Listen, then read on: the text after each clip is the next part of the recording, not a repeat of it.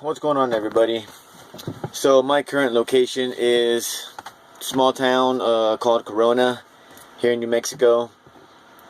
I've got a load that's gonna go to a Lowe's down in El Paso, Texas. So I mean, the situation that I'm in right now, let's just say I wish I had a CB radio. There's I don't know, I came up to this area and it stopped just for no reason. Nobody knows. I walked up a few trucks and talked to a couple of people, but nobody knows what's going on. So I mean, I guess the moral of the story for this one is, yeah, we got to get that CB radio. It's that way I'd be able to communicate with the guys all the way up front if they were talking about it, which I just, you know, a couple of trucks up ahead, nobody's saying anything apparently. I don't know if it's because there's no trucks up in the front of the line, but nobody knows what's going on. People are assuming something's wrong with the train, which I didn't know there were tracks up ahead. So they're assuming the train is stuck on the tracks, which tells me it's happened before. So yeah, I gotta get my CB radio. I gotta do that quick. I gotta get it done. So I've got 200 miles to go. So that's about a 4-hour drive, depending on how things go. But with this going on, because I have no idea how long it's going to take. I know that some of the guys that have been here for about 15 minutes. I didn't walk that far down the line, but I mean, we're talking 15 minutes, 30 minutes, maybe further down. So I have no idea how long this is going to take. So this is why you plan ahead and you always give yourself extra time. Because I gave myself at least 2 hours ahead of time. That's how much time I got in cushion-wise to deliver. So even if this does take another 45 minutes, then I can still make it on time. But then when I see things like trucks up ahead look like attempting a U-turn to get out of here, that tells me something else, and maybe I should do the same. See, the issue is that I don't know how long, if I make my way back, I don't know how long it's going to take and what the other route is. I think the other route is like an extra 200 miles, which I don't want to do that. That's too much. Then I'll be late for sure. So I'm not sure. This is one of those where you just got to make a decision. And right now, I'm still debating what I should do. So I'll let you know. I think it's been 4 hours now. So I walked over to that store over there, and I went to use the bathroom, and I asked the lady that works there, see if she had any idea what was going on, and she said that a DOT official came in and they said that there was a rollover accident up ahead. I think it was a truck that was moving dirt, so it rolled over. And apparently they got to do, well, they have to clean it up before they actually hook it up and tow it away. So right now that's what I'm waiting on. So I guess what I wanted to do is show you guys that it's a good idea for you guys to bring some stuff along with you. Like, this would be a good idea, a good time for entertainment.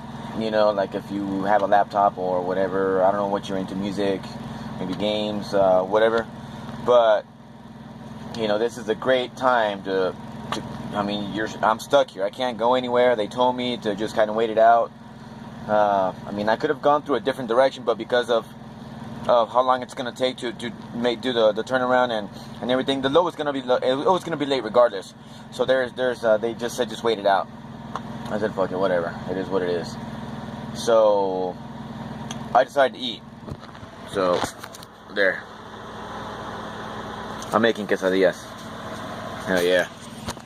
But anyways, yeah, that's something that you guys can get for yourselves. It's I think I paid $30 for that thing. I paid like $30, and the pan was, I don't know, $10.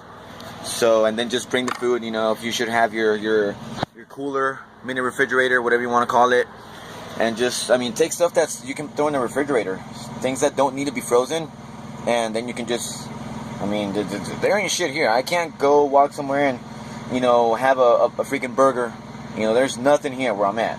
So it's really important to make sure you're fully stocked. You know, whether it's milk, whatever, orange juice, soda, water, you know, stuff for sandwiches, tuna, stuff in a can works really well. So just make sure that you get prepared for days like this. Because every once in a while, You know, and it ain't always driving. It ain't always, you know, easy dropping hooks here and there. Sometimes you gotta deal with things like this, and that's why you plan ahead. Give yourself at minimum 1 hour, minimum. You know, I gave myself about 2 hours for this particular load in case something happened, but you know, apparently this is gonna be an all-day thing. No, that's what the clerk said when she spoke to DOT. So I already decided, hey, I'm done. Let me turn that off real quick. I said, I'm done. I'm just going to stay here. I said, I'm just going to stay. Alright, I had to flip that thing over. So yeah, just prepare for days like today. You know, just make sure you're fully aware that it happens. It happens. Luckily, it's been a good week, so I've had pretty good miles. By the way, I'm driving to El Paso, in case I didn't mention it before, and I've never been through here. So, you know, it's going to be kind of interesting getting down to Texas. I've never been into Texas either, so that should be interesting. But, yeah, just plan ahead. I mean, it's always good to plan ahead. You got 3 hours in the back pocket, you know, referring to 11 hours driving and 14 hours on your on-duty time.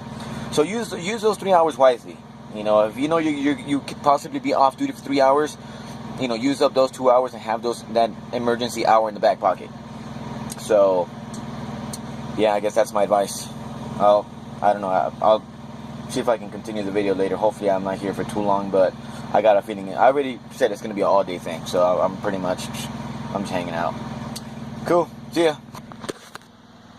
At a Walmart distribution center in Red Bluff, and listen, I'm going to add this to the other video. I tried to record some more on the other one where I was when I was stuck over in New Mexico, but then I drove down to El Paso, and let's just say it wasn't a very good experience. It was my first time going to El Paso, and I don't know. The way that you should think about it, I mean, realistically, it's just another road to go on, realistically, but they have a different way of running their streets down there. So when let's say you're running your GPS and your GPS says, hey, get off here in 2 miles, realistically your exit is going to be pretty much right there at the 2 mile mark. And so if you're waiting on that 2 miles further down the road, then you're hold on, I gotta let the Paso dude pass me. So you'll basically miss your exit if you're on the freeway and you're trying to get off on 2 miles down the road.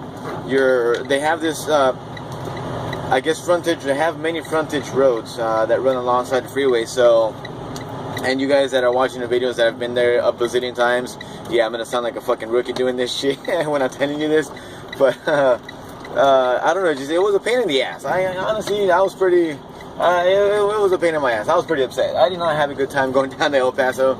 So, you know, but it was a good experience. I got to see what it's like, and I got to see, I don't know, just watch out for those frontage roads. If it says, if you're going to go down to Texas, from what I've seen, you have to know exactly where you're getting off and not rely on your GPS at all.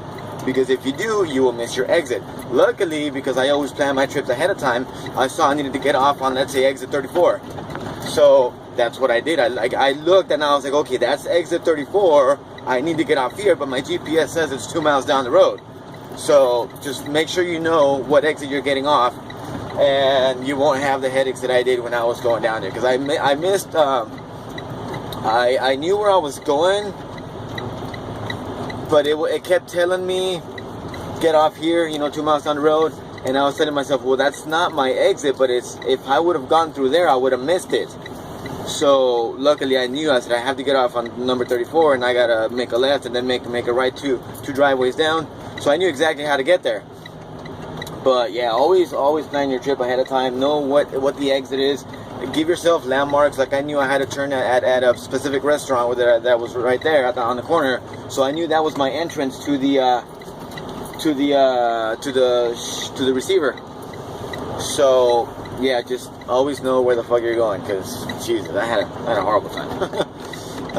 But either way, that was actually a few days ago. So now, like I said, I'm over in Red Bluff. I just got done dropping my trailer at the Walmart, and now I'm looking for my empty trailer. So You know, it's funny because every time every place you go to, they store their empty trailers in the shitty ass lot, the dirt lot that's got all these potholes, and you can potentially get stuck. So I think it's hilarious that they do that. So let's see here.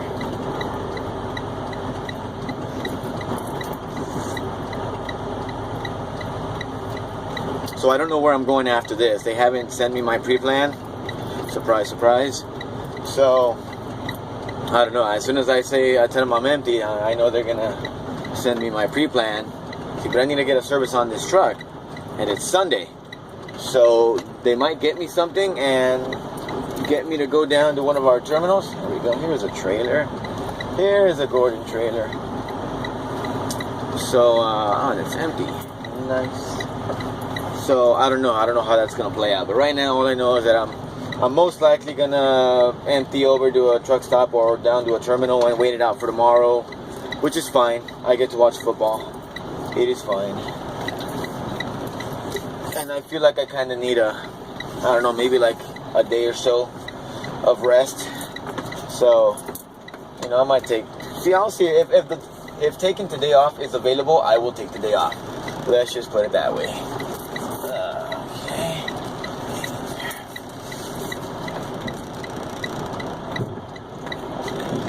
Easy. Yeah. Huh, that's weird. Well, I'm doing the tug on the trailer, and it's actually moving. See, I'm hooked up to the trailer,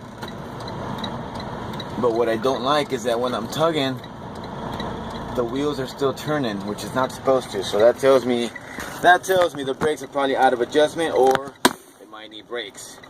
So I'm gonna, every time you hook up to the trailer, do the tug test. You know, hook up, the locking jaws are gonna lock up, tug, you're not supposed to go anywhere.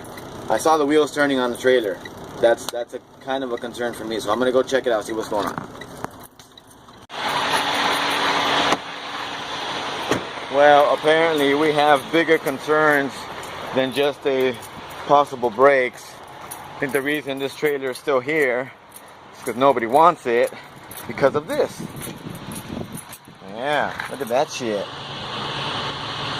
So as you know, if this trailer would be getting loaded with a heavy load, this tire's no good regardless. It ain't gonna fucking work. This is fucking ridiculous. So the search continues. And you guys are probably saying, yeah, why don't you call it in and why don't you tell him it needs a fucking tire? Well, that's because I've done it before. Nobody does anything about it. What's gonna happen is it's gonna sit here, and eventually there'll be nothing to take from here, and they'll keep getting complaints from it, and then they'll get it fixed. Because I've done it before where I've actually dropped a trailer that needed a tire, and you know, they just basically told me, okay, we'll get to it later, but I know they didn't, because they didn't even take the trailer number. They didn't even care. They're like, just drop it over there. So yeah, the search continues. I'm gonna keep looking for an empty trailer. See, and this one is a lot better. It doesn't even move. When I give it the tug test, I don't go nowhere. So, all right, let's go check out the trailer.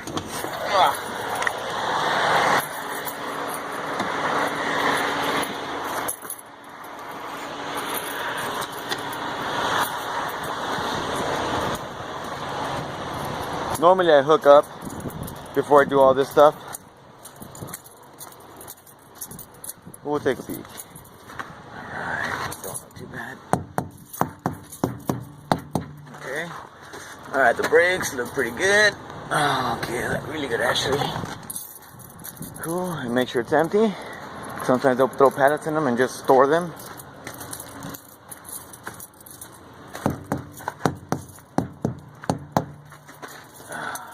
And the brakes also look good on that side. Now these tires do look way better. Yeah, I like these way better. Alright, cool. So we got ourselves a trailer.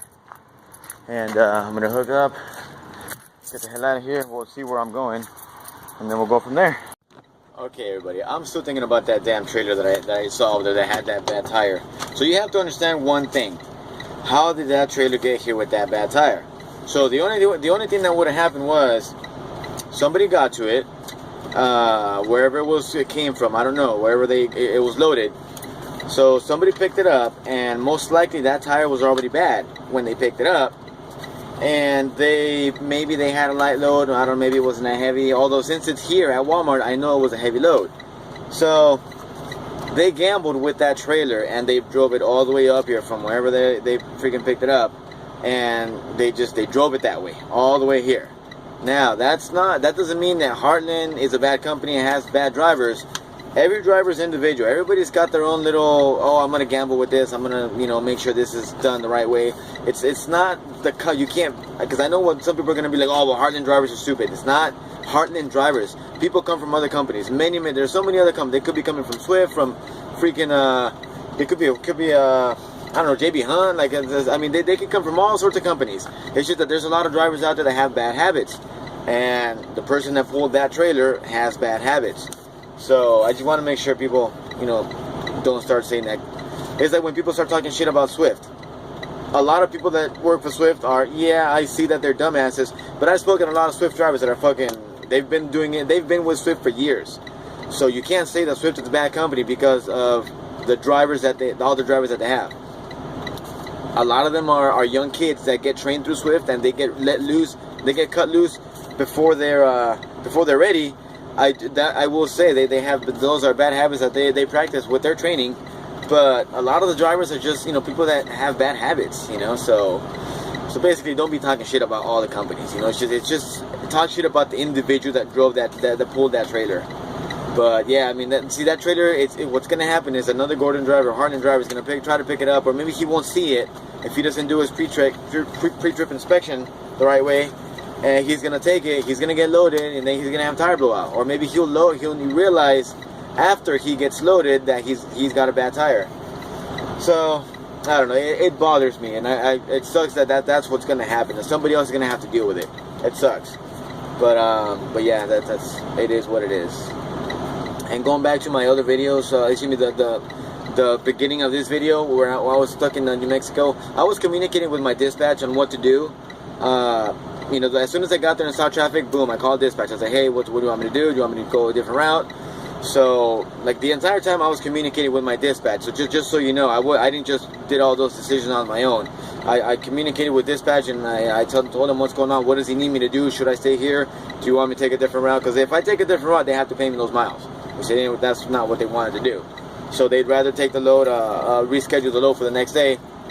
So yeah, I just wanted to clarify that. Yep. Okay, I gotta go. I gotta get going. I gotta see what these guys are gonna say about my next pre-plan. Okay, take it easy. Drive safe.